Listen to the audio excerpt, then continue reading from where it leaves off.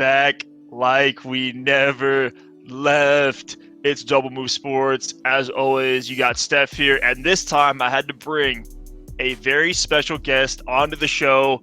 One of the very few highly respected film grinders in this space. All right, I get called out in the Discord all the time for being too analytical, too numbers focused. Well, here you go. We're bringing Angelo Fantasy. You can follow him at Angelo_Fantasy on Twitter, a director of sport and human performance, and also a amazing content creator. Go to angeloanalysis.com. Get his rookie draft guide that's been out since April on these rookies. But the way that Angelo looks at these players, it's different than your typical film grinder stuff because of his background in the functional movement and sports performance. He's getting into so much more in like the nuances and the footwork and all the things that we're going to dissect on these prospects. And Angelo, I first want to say thank you for coming on to the show. Welcome to Double Move Sports. Yeah, I appreciate it, man. Thank you for having me back again. I appreciate you asking me. Well, I don't want to waste your time, and I don't want to waste anyone else's time talking about the same chalk guys, talking about Caleb, talking about Marv, talking about Rome. No one wants to hear about that. You've heard enough about those guys. I want to get into the nasty guys, the ones with red flags on the profile, the ones that you're terrified to take in your rookie drafts. Those are the guys I want to get into. So let's just start with this wide receiver class that's been talked about. I mean, we've beaten the dead horse over and over again, but prior to the draft, now that we have draft capital, and this is our first show, my first recording since the draft, so a lot to take in. You guys can find all of the rookie rankings updated, top 48 rookies in the Discord. I keep it live and updated in there. But I want to start with Brian Thomas because it's a weird phenomenon where, like, I had Brian Thomas over Xavier Worthy, and I've been a Worthy truther going back to December when I started my rookie journey diving into this class. But like the profile and the size primarily for Brian Thomas, just looking more like a prototypical X. Obviously, the testing was phenomenal with him. He had the big, hairy breakout season as a true junior, got the early declare, did all the things in the SEC with high-level competition next to him that gets you excited. But now suddenly, after going 23rd overall, getting the first-round draft capital, going to a landing spot with 200 vacated targets between Calvin Ridley and Zay Jones, I'm seeing Brian Thomas dropping down in people's rookie rankings. Talk to me about Brian Thomas, things you like and don't like about him, and should I be as excited about him as I am? Now I have him one spot behind Worthy, but sure, right there after the big three. Yeah, so for me, like pre-draft, like when I looked at Brian Thomas, the one thing that stood out, and you alluded to it as well, is the size and the length, right? This is a 6'2 plus receiver with really good fluidity out of his breaks, and he's really good at the line of scrimmage. But the one thing that for me, when I look at a receiver like that, you need to put him in the position that he can win the most consistently in. And my fear is this goes back to Treylon Burks. This goes back to Terrace Marshall Jr. This goes back to Quentin Johnston. It's these guys that are larger in stature who are not your outside X receivers, right? Brian Thomas Jr. is a slot plus player to me, right? I think for me, when I watch him play, he's better when given a two-way go. It's not that he can't win on the boundary, but the consistency for him as an in-air athlete, right, as a competitor and ball winner isn't there. He's a cradler at the catch point, similar to how Quentin Johnston was. Really? That doesn't mean that he can't iron that out over time. But what ends up happening a lot of times, Steph, is these guys go to a place, they're pigeonholed in terms of a role because of their prototypical size in that role outside at X. But they need to be in the slot. They need to be given free releases. They need more freedom in terms of their movement skills and being able to utilize those. And that's my issue with Brian Thomas Jr. in terms of that. He's not ready to be an outside X, but the issue is he's going to be across from Gabe Davis in this offense. So he's not going to be playing much in the slot. Christian Kirk dominates that role, and he's not going to get a lot of targets in the middle of the field in the short to intermediate areas, I fear, because you have Evan Ingram as well, who had over 100 receptions last year. So that's the issue with Brian Thomas Jr. We think of a guy like him as a vertical X receiver who wins on the third level. Well, he does win on the third level, but it's because he can run by guys, right? And at LSU, when you watch him across from Malik Neighbors, the defense's focus is on what Malik Neighbors is doing, right? There's a reason Brian Thomas Jr. had over 15 touchdowns. It's because he's able to win one-on-ones, blow by corners. That's not going to happen as much in the NFL. His creativity in terms of his ability as a ball carrier needs to take over. But my fear is he's just delegated. He's delegated an X role or a Z role across from Gabe Davis in the boundary, and he's just going to be, just trying to take the top off the defense, or he's going to be, running routes that don't fit the voluminous part of his skill set, which would be as a high target big slot. And that's I have heard, right, like the DK Metcalf light, which is really what you're talking about with the limited route tree with the X profiling that happens there. But what it sounds like to me is that he's more like AJ Brown light than DK Metcalf light. Yeah, I would say the number one prospect that pops into mind in terms of just looking at from a role standpoint too, Juju Smith-Schuster. I think that's one of the big ones, is having a guy that can win in space because of his acceleration, because of his ability to accelerate, because of his top end speed. But he's not a number one, right? We saw what happened when Juju was tasked with being a number one. He couldn't handle that. And that's my fear with Brian Thomas Jr. This is an offense where there really is no number one, right? Christian Kirk is not a prototypical number one receiver. Neither is Gabe Davis. Evan Ingram's a above average tight end, right? But he's an interesting prospect in that, for me, he fell in my ranks. He was wide receiver 4, and then we bumped in the analytics and everything like that, and the infrastructure grade, durability, landing spot, all that. He went to wide receiver 8. So I have guys like Jermaine BRRRRton and Ricky Pearsall ahead of him. And he's right with Lad Mcconkey in terms of grade. Thomas Jr. is at 53.29 and Lad Mcconkey is at 52.71. So those are the two closest in terms of grade there. Interesting. So you're well below consensus then.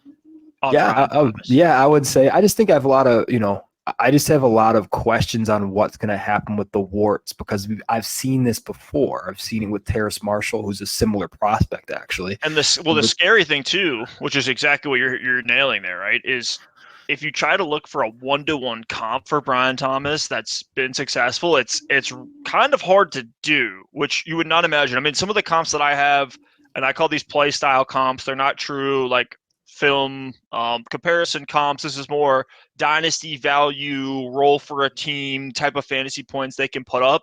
Sure. Devontae Parker and Michael Crabtree were comps for me for Brian Thomas. Yeah, very interesting for sure. The monster ceiling probably isn't there, but like, maybe, if everything goes right for him, 2 or 3 years into his career, he starts to develop. He's the only guy there. He can give you a low-end wide receiver 1 season. That's kind of what I'm seeing with BTJ. But are you even seeing that ceiling? Yeah, no, I think really for him, I think the ceiling is as a boundary receiver. So let's say he figures it out in the boundary. I'd say like a Terry McLaurin, right? I think that's kind of, and they're similar in terms of how they attack the ball, right? Big cradlers. But for me, I think it's a Terry McLaurin type player, which is not a bad thing whatsoever. I think Terry's one of the most underrated players in this league. But he's great. With Brian Thomas, is he going to be able to figure it out quick enough to where they don't add another true number one? Because that's my issue too. Is like if he doesn't show great strides in his first season as a rookie, they might go add another number one receiver. Right? There were talks for them being really interested in a Brandon Ayuk, right, who would be a significant upgrade to their room right now. But that's kind of my fear, is they move away from Brian Thomas Jr. early if they're not seeing it, because this is a situation where you want to maximize Trevor Lawrence, right? So that's an interesting part of his game, and I think too what it looks like for him long term. The hands part of this is interesting too. One of the comps that Derek, who's been on the show a couple times and is a big prominent member of our Discord channel, shout out to Derek, his comp for Brian Thomas was Christian Watson with hands. And I think that's another one that is you're taking into account the athleticism, but also how raw he truly is. And I think if Brian Thomas does fail, what we can look at on the analytics side is that he didn't do much as a freshman. He didn't do much as a sophomore. I think there's enough to go against that in terms of, hey, he had the crazy competition. It was Jaden Daniels year one. Like, I Sure. think there's some things that you could say to overlook that. And then I think the junior year was good enough to overcome that, which cannot be said for a lot of guys in this class. So, Yeah. Yeah. He's just a really interesting prospect because when you look at, like, you kind of do a deep dive into some of the more advanced metrics that I use for receivers, which is for receivers, there's two big ones that I like to use, right? Yards per route run best season and 2 best seasons receiving yards per game.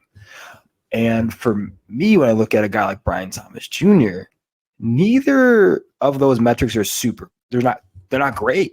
Like, his yards per route run is right there with Xavier Worthy, which is all right. Like, we're talking 50th percentile, right, in terms of receivers since, was it 2018, and then 2 best season yards per game. He's below kind of the Mendoza line of this, of where you'd want receivers, right? Generally, you don't see a lot of successful receivers under 68 yards per game. And he's around 60. I think he's 59.1, 59.15. And so that's the thing too. Like, analytically, when I took a deep dive into Brian Thomas Jr., it's hard to see how he'll be successful early and if he'll be afforded time to develop. That's my biggest thing is he going to be afforded time? Is he going to be on the field right away? Is this going to be a situation where he's just a guy that never pops? And that's actually, I love that you said that, because that's a great cherry on top of the Brian Thomas evaluation, which is you're not taking him for 2024. Even though I like the DraftKings prop of 800 yards on him, that actually gets me very excited in what he's going to be able to do, especially given the 200 vacated targets in that offense. They need it. They field stretcher type guy. So I think that certainly helps, but I think you're going to have people who took Brian Thomas in rookie drafts and are going to get rattled, right? Because we're going to see it's maybe heavy air yards production, low efficiency. It's going to be one of those production profiles as a rookie that you look at and say, it's empty calorie. Right. Like, I don't see something there. But for sharps like us, we're saying, no, he's a guy you hold on to for 2025. Hope the development's there. Hope he shows you enough as a rookie for you to get excited. Hope he has that 800 yards and 8 touchdowns. Let's say, I mean, that would be a phenomenal season. But let's just say that's what he does, but it's very inefficient. We say maybe the efficiency shows up his second year.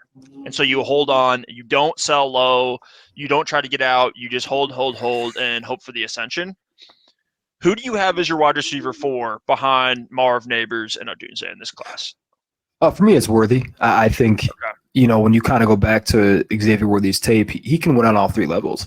I just think it's the consistency that needs to be cleaned up with him. I think that's the biggest thing. But, yeah, I think with Xavier Worthy, he's my wide receiver 4.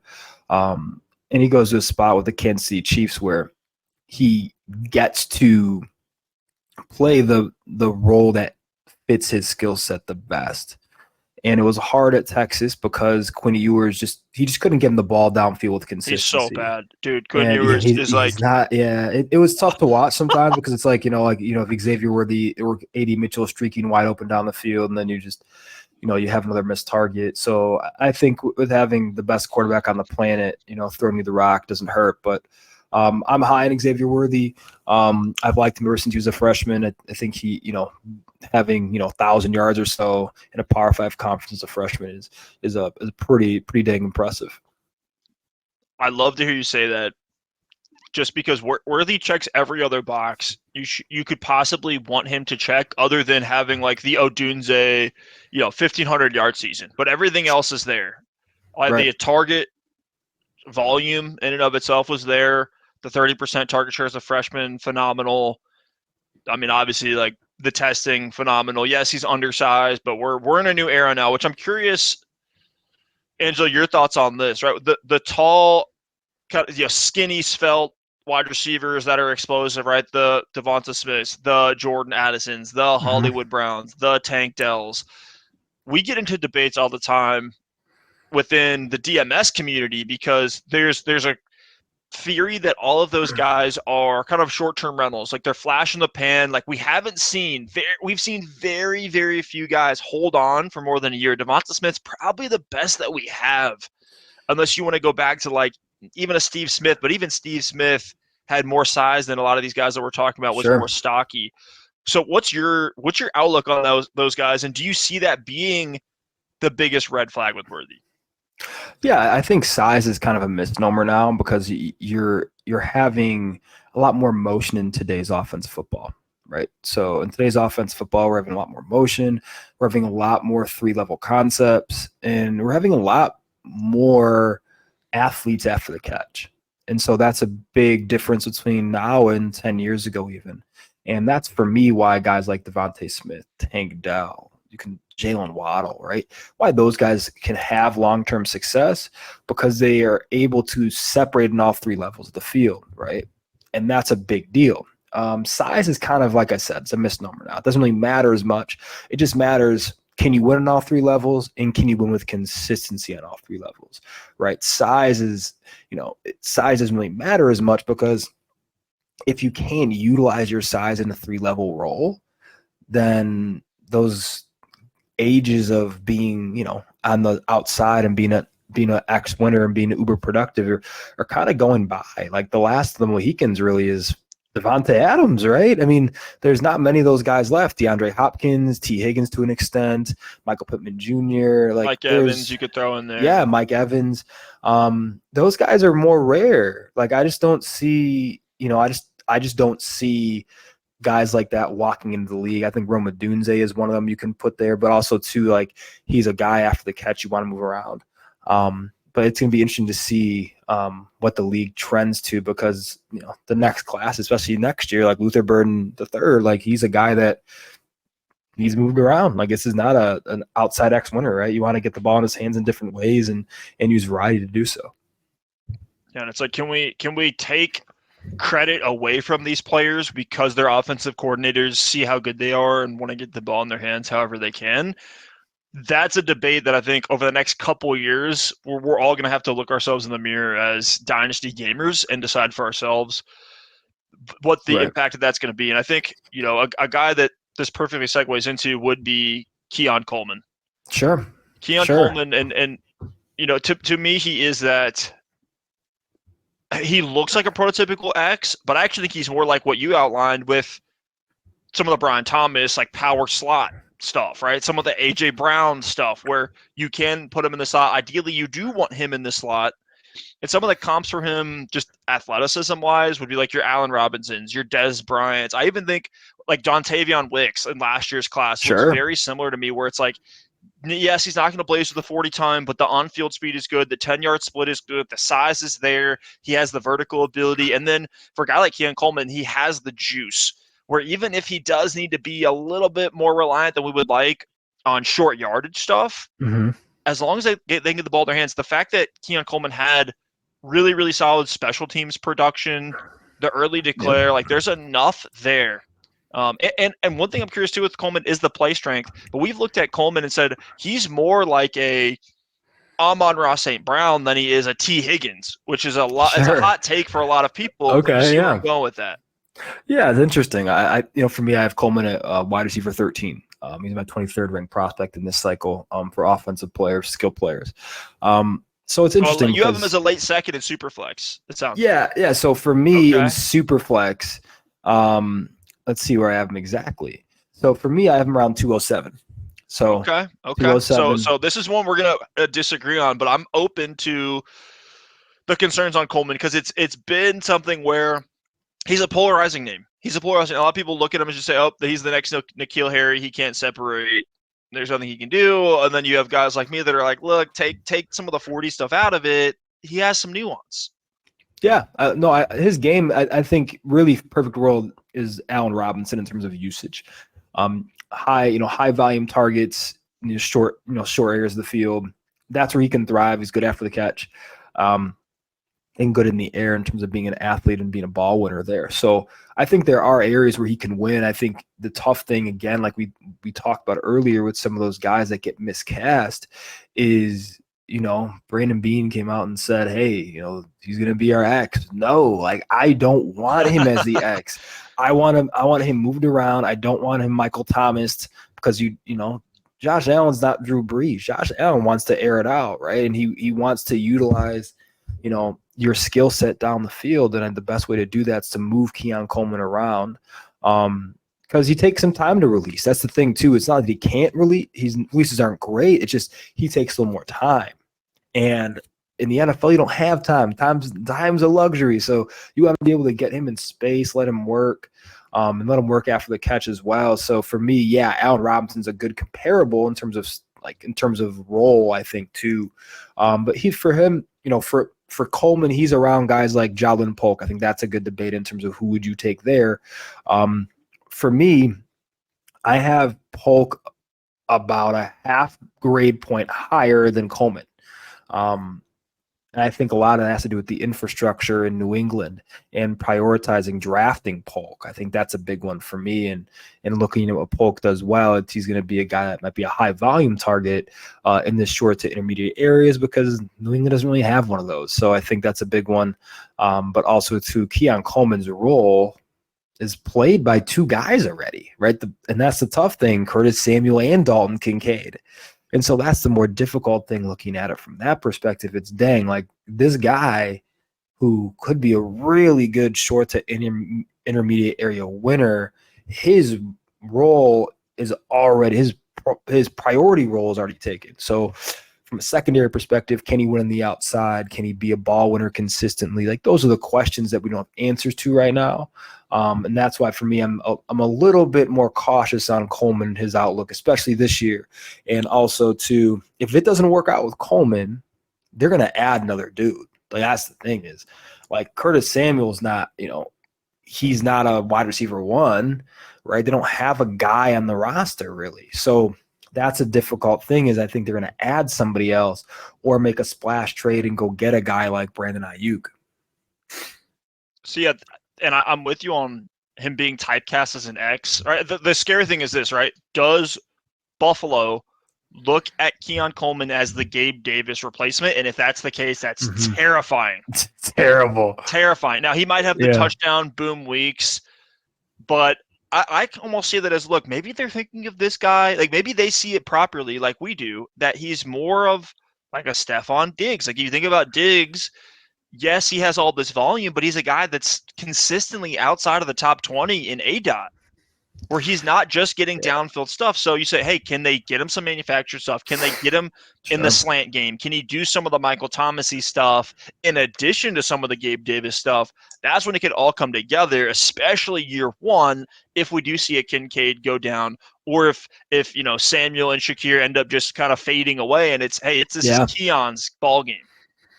Yeah, 100%. I think that's a big one for me too is he going to get more on his plate as the season goes on? I think he will. I think they showed conviction in him, but is it going to be in an efficient manner, in a high volume manner is the question.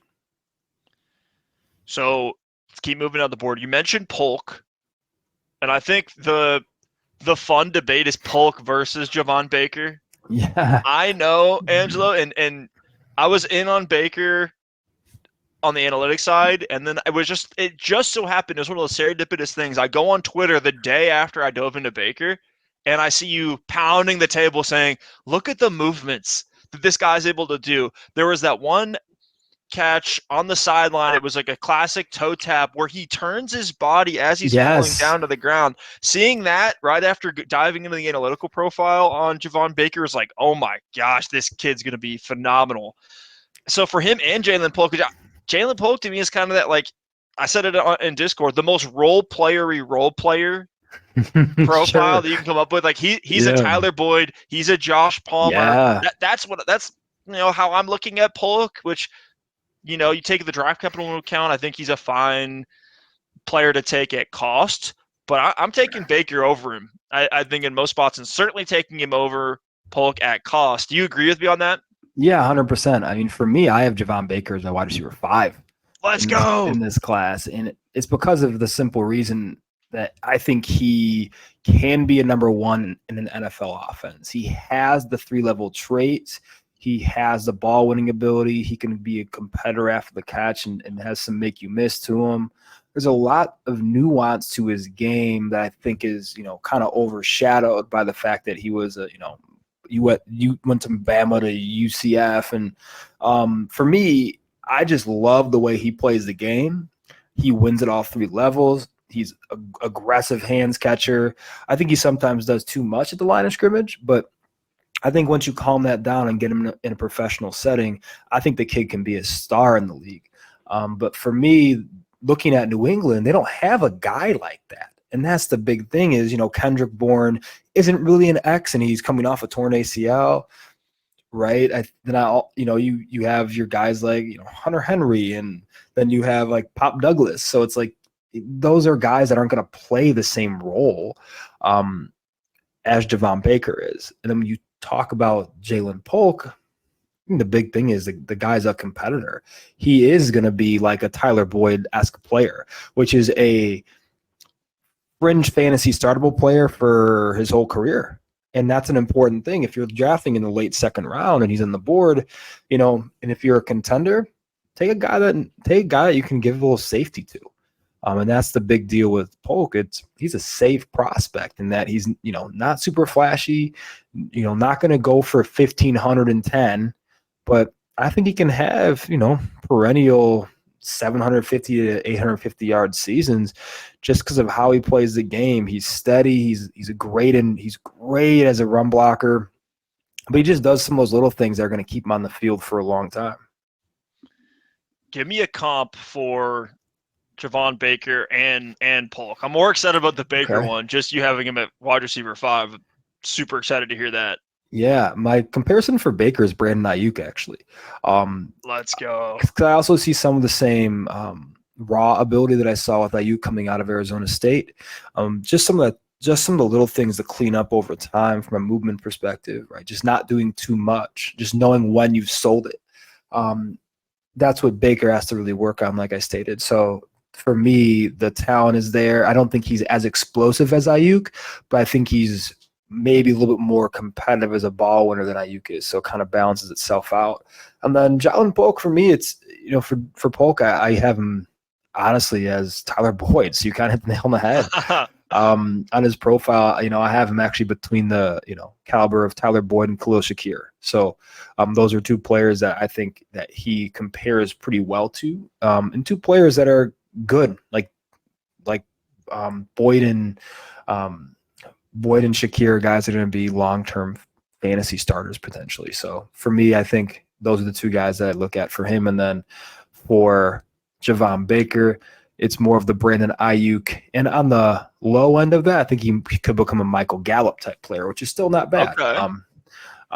If he gets just relegated to the outside at X and doesn't get moved around like Ayuk does. So I think that's a big one too. I think the big one, and this is something that we can lean into in terms of upside in the unknown.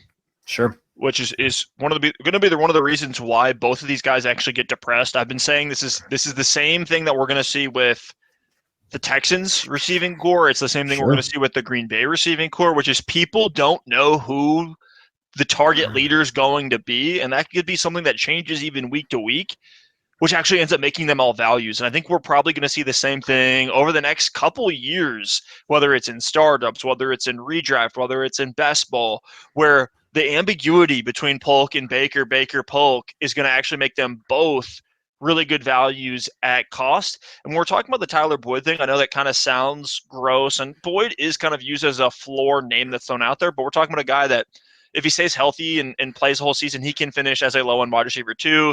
Tyler Boyd has a wide receiver 16 season with just over 1,000 yards, 7 touchdowns. That's the type of ceiling that we're talking about for a guy like Polk.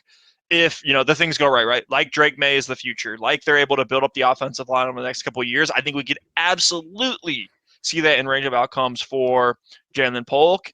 And then Javon Baker, he's the ceiling play. He's the antithesis to Polk, where you could be hitting a home run with this guy. But I want to dive into, the guy that all the film grinders love, and I'm curious if you're on this bandwagon as well, because, oh my route running, it's Lad Mcconkey. And I want to say this, because I have not mentioned this in previous shows where I've brought up Lad.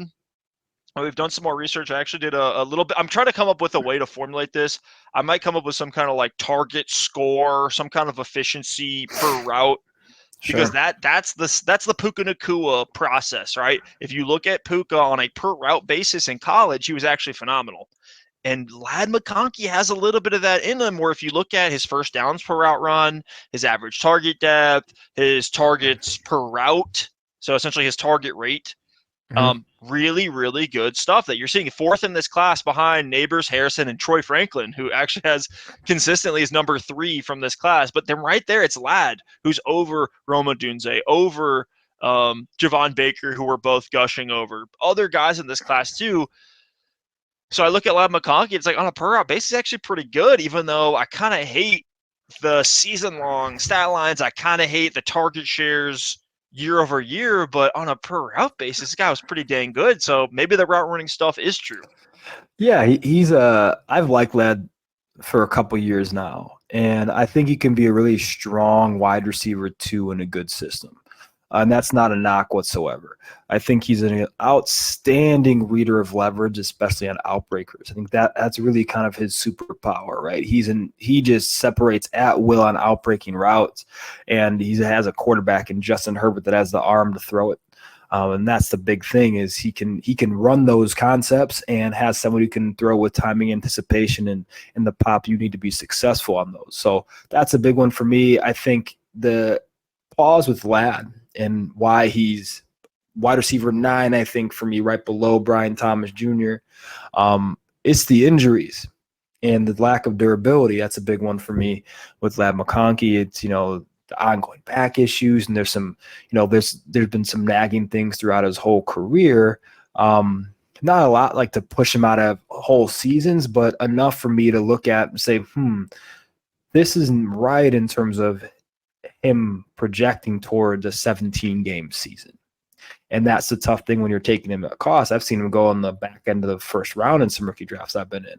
And for me, a guy like that who has a little more risk to his profile from an injury standpoint, and an offense that projects to add another legit receiver next year, for me, I'm like, okay, this is probably a guy that I would rather take, in the 203 range, right? I think that's kind of a good range for Lad Mcconkey rather than, your 110, your 201. I think for me, I'd be more comfortable taking him in the middle early stage of the second round rookie draft, 203 to 206.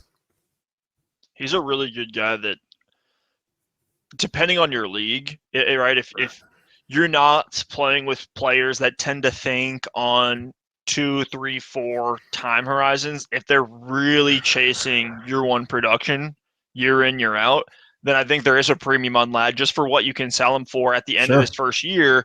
And I actually think that's a really good value accrual play, where he's almost like a 1-year rental on a contender because he's in this target funnel with the Chargers, has the dream QB, but we know that's not going. He's not going to get this year one situation year in, year out. And you're already seeing some of the veteran moves. We could see even more as we get closer to the season because of the changes that they've made to the books in LA with getting rid of Mike Williams, getting rid of all these defensive pieces, getting rid of Keenan Allen. We could see more happening. They just signed DJ Chark this last week.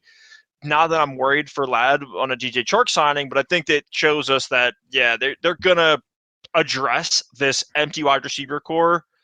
Quick side note, unrelated to the rookies, is QJ just completely dust? I think it depends on the role they play him in. And I said this before. I mean, last year with Kellen Moore at the helmet, he was completely miscast. QJ was a prospect that needed quick wins. He needed scheme touches to get him going. And that really developmentally is his best bet. And he didn't get that his first year with Kellen Moore, right? He was outside across from Josh Palmer, and the pass game went through Keenan Allen, right? So I think the tough part is he going to play that slot role? Because if he is, or a slot plus role, then I think that's going to be a great thing for him in his development. I think he can be a good receiver in the NFL, but right now it's not looking great. And if you look at 3 receiver sets right now, it's Josh Palmer, DJ Chark, Lad Mcconkey. Right? Oh boy! Boy! Is the Chark signing like the death bell on QJ? I don't know, because I don't know what role they want him playing. That's the question mark. Is like he should play in 11 personnel. He should be a slot, but this is probably a team that's not going to play a lot of 11. This is a Jim Harbaugh, this is a Harbaugh team, right? So it's like, that's the tough thing, man. It's, they're not going to probably be an 11 as much as we'd like them to be. And if they're not an 11, QJ isn't as productive as he could be. So it doesn't look great just because the system he's in. But again, that's why like infrastructure and system fit are so important, just because you're trying to maximize talent. And again, too, the new regime has no ties to Quentin Johnston, right? That's the other thing. It's like they're not invested in him as much as they are in Lab McConkey.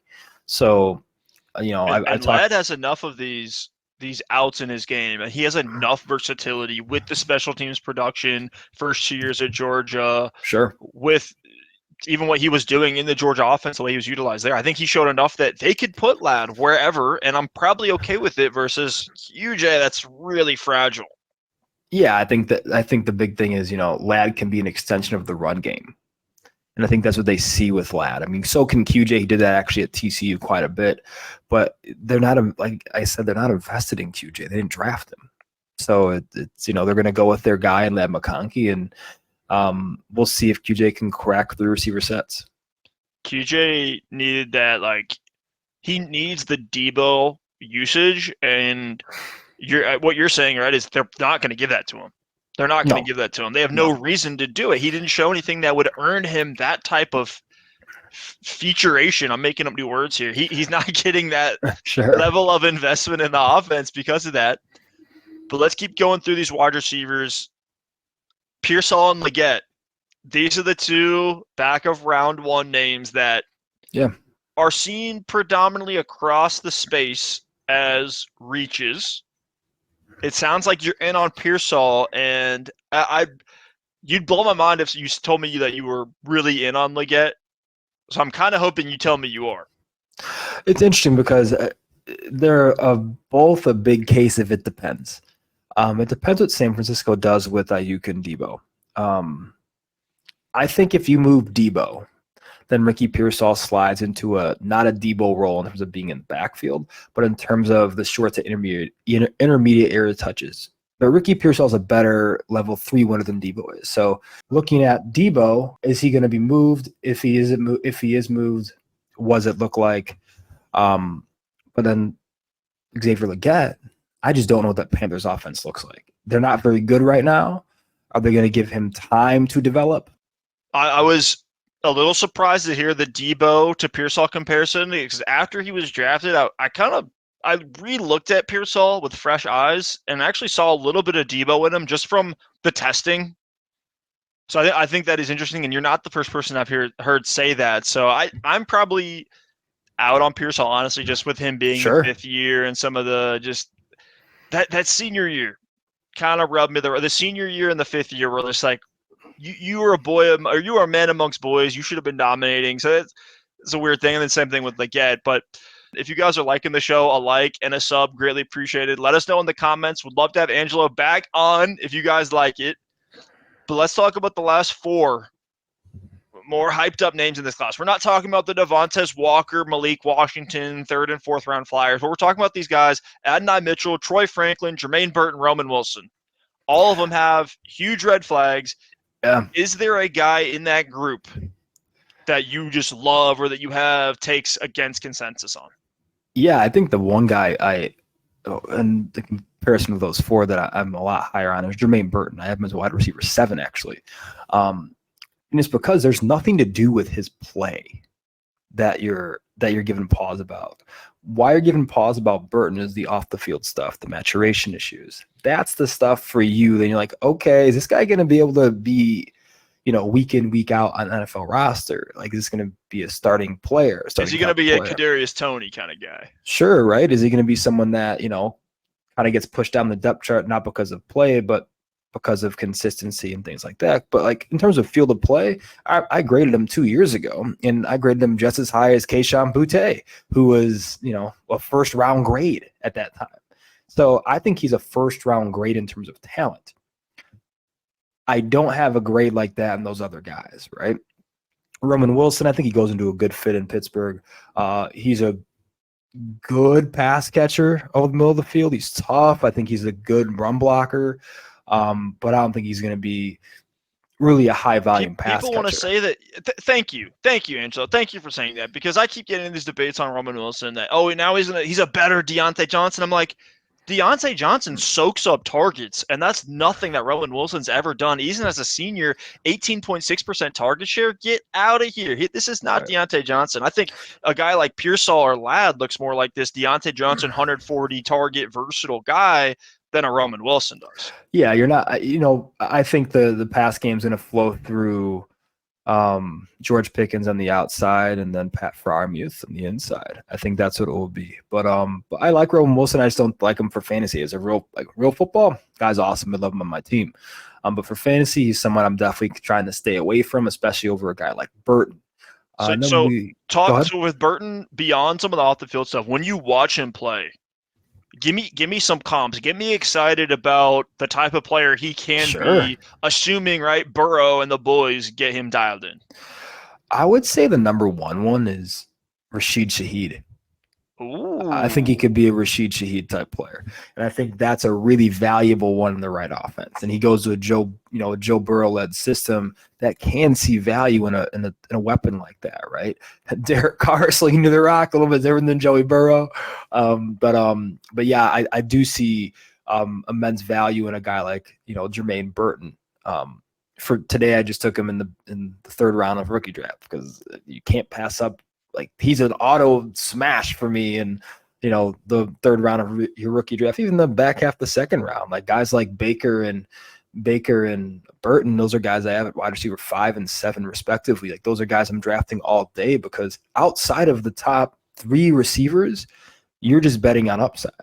There's very little safety nets in this class, and with that Polk, and there's Malik Washington was one of them, but now with the muddy room in Miami, you're not really betting on him for early career production like you are some of those other cats. But I think that's a big one. And then you talk about Adonai Mitchell. We talked about this before the show. I think a big reason that Adonai Mitchell might see better development in Indianapolis is because who's coaching him and who his teammate is across the field. He has Michael Pittman Jr. to learn from as an outside receiver, which is what he projects to playing in the NFL. And then you have Reggie Wayne, all-pro Reggie Wayne, as your wide receivers coach in Indianapolis, which means a great deal from a guy that literally has not produced at any level. We're talking about high school. I don't think he had 750 yards in high school. And then we're talking about, you know what I mean? So that's the tough thing with A.D. Mitchell. It's like we're expecting a guy, and everybody thought he was going to be drafted in the first round. Vegas thought he'd be drafted in the first round, right? The prop for him was like 17.5, I think.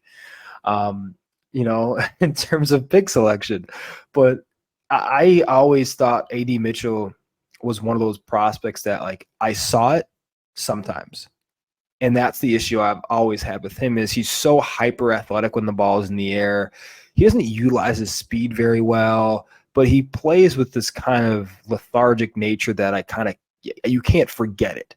And that coached honestly, out of him. You see that when he does have the ball in his hands. I think he's actually pretty terrible. He falls on first contact a lot. He's kind of like for a guy with the RAS score and the extreme testing and the size and all this stuff. It's like, dude, where's the play strength? There's no play strength. You're 100%. You are 100% right. And we're talking about, if you look at like his RAS score, his combine metrics, like all the surface level stuff, like, you look at it and you're like, holy cow, this guy has to be an absolute monster after the catch, but he's literally a near zero. And it's incredible to me. But I don't know. I don't know what's going on. I don't know what went on at Texas. Quinny Ewers didn't help at all. But for me, when I look at a guy like A.D. Mitchell, I hope Reggie Wayne can help him mature in terms of being a route runner and being nuanced and detailed in all facets of the game. Because he can be, if he's one of the better receivers in this cycle, I'm not surprised one bit. But right now, he's my wide receiver 18. So there's a lot of dudes. I'm taking Luke McCaffrey over him for crying out loud. And there's a lot of dudes that I'm like a little bit higher on. But I also understand, too, the upside of a guy like A.D. Mitchell. But it's tough to project him in that offense because a lot of the targets are going to go to Michael Pittman Jr., right? And then Josh Downs is in the slouch. AD Mitchell, I think the first thing we look at with AD Mitchell is, can he crack 3 receiver sets? That's the number one question, right? Is Alec Pierce very good? No, he's not. But we have to be realistic and think about, is AD Mitchell going to be a day one starter? I don't think he will be. So there's a buying opportunity there because he has the talent to be a starting caliber receiver in 3 receiver sets in the NFL. However, right away, I don't think the consistency is going to be there for him to be that guy. So, but yeah, he's an interesting one for me, but he's one of the few guys this year are on my do not draft list. I love to hear that. I love to hear that, honestly. But the headaches that AD Mitchell gave me, I'm in debates in the YouTube comments till 2 a.m, just like talking about like, what do you all see in this guy? He didn't do anything. We're talking about 3 career 100+ yard games. Oh, the RAS score, the testing, the highlight. I don't care. He didn't do anything. 2 career receptions over 40 yards, and you're telling me this guy's an athletic monster? No. Yeah, get out of here. It's crazy because you look at his 2 best seasons yards per game, which since 2018 pretty predictive in terms of guys who've been successful and had successful NFL careers, right? He had 43.82 yards per game in his 2 best seasons combined, right? You look at the guys right above and right below him. Let's go 3 above, 3 below. Ben Skoranek, Anthony Shorts, and Donovan Peoples-Jones. Okay. Then we have Auden Tate, Amir Smith-Marset, Trey Tucker. Like we don't have those that second group of 3, this Amir Smith-Marset, like those are all the guys that the Dynasty guys loved because they were like these sleeper upside prospects. And Joe Reed. These sleeper upside prospects that never hit, right? Auden Tate had a cult following. Yeah, but that's the crazy thing. So there's literally, if you look at 2 best seasons yards per game, there's only 1 receiver who scored under 45 that has had 1,000-yard season since 2018. 2018. Is that the Calvin Ridley one? No, it's Hunter Renfrow. 39.52. Only one, and it's only 1 1,000-yard season for Hunter. He had 1 great year. In a funnel. It was him and Waller, right? And nobody else. Dude. Yes, yeah, absolutely. But yeah, that's the crazy thing about him. Like his production metrics, guys like Xavier Legette and Brian Thomas Jr. like not great, and same with Jermaine BRRRRton. But you look at them and say, okay, they scored around guys like George Pickens and DJ Chark, right? Okay, not terrible. But you look at, AD Mitchell and McLaurin's the closest at 45, 48. And then Hunter Renfrow at 39.52. Like there's not and you look at the names in between, like Skoranek, Schwartz, Reed, and Peoples-Jones, Tate, Smith-Marset, Tucker. The Schwartz one is terrifying. And then you go above this and you're like, Velus Jones Jr. had a better score than freaking AD Mitchell. Like, what is going on? Like, these guys, there's names in here that I'm like, I had to look back and say, holy cow, like, I forgot this guy played in the NFL, like Austin Proehl, Frank Darby, Deion Kane, like Justin Shorter. Like, that's the issue, is like the production was literally non-existent. Like this is going to be the prospect. If he hits, holy cow, this is the closest thing that I have ever seen analytically. And I'm more of a film guy, but I use analytics for my grading. Closest thing analytically we've seen in this era of football to a near zero, to a guy who literally just went to the combine. Like this is going to be a first, because there are no metrics. And you go to, yards per route run. Out of 198 charted receivers since 2018, AD Mitchell in yards per route run in his best season is 191st. Put him on the do not draft list. Put him at the top of the do not draft list. Out of 198 prospects. You know what's crazy, Angelo, too? I tweeted this out the other day because it was mind-boggling. Right. So you hear some of that stuff, you're like, okay, maybe it's because Adonai Mitchell, he didn't get much playing time as a freshman, right? He was in that loaded Georgia offense that had Bowers, that had Ladd, that had all these names. Okay, well, let's give him a mulligan there. Okay, then he was hurt as a sophomore. Okay, so he probably didn't run that many routes. Actually, if you look at it, Adonai Mitchell was top 10 in overall routes run as a junior. He ran 20 more routes than Xavier Worthy.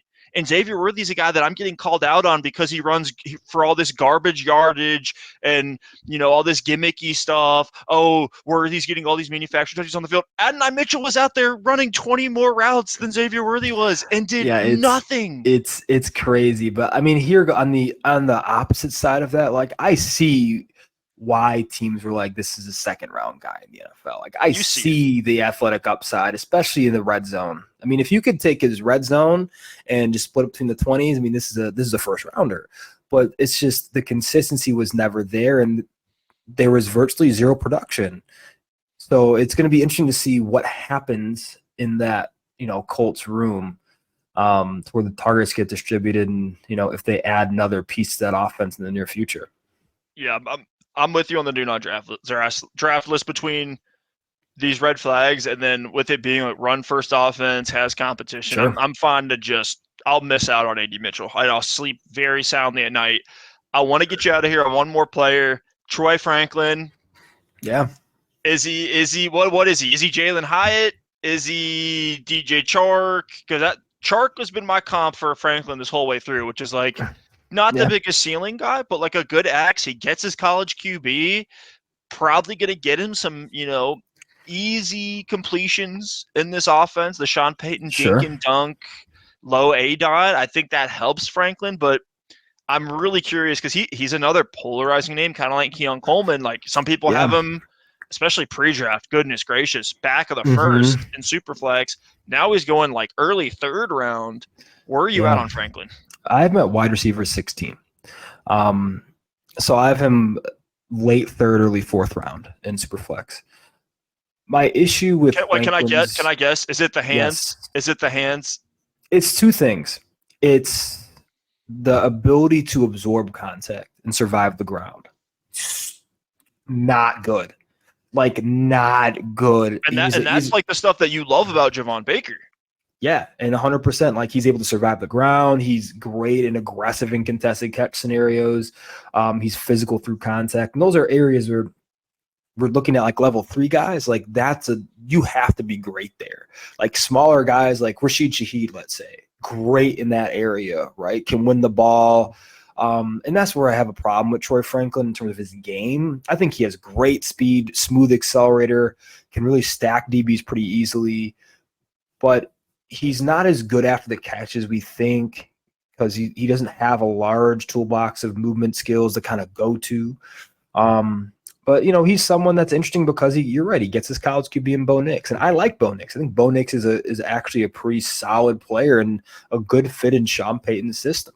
But Troy Franklin's someone I just don't know what the upside is in that system because that is a very short to intermediate area dominated system in Sean Payton's offense.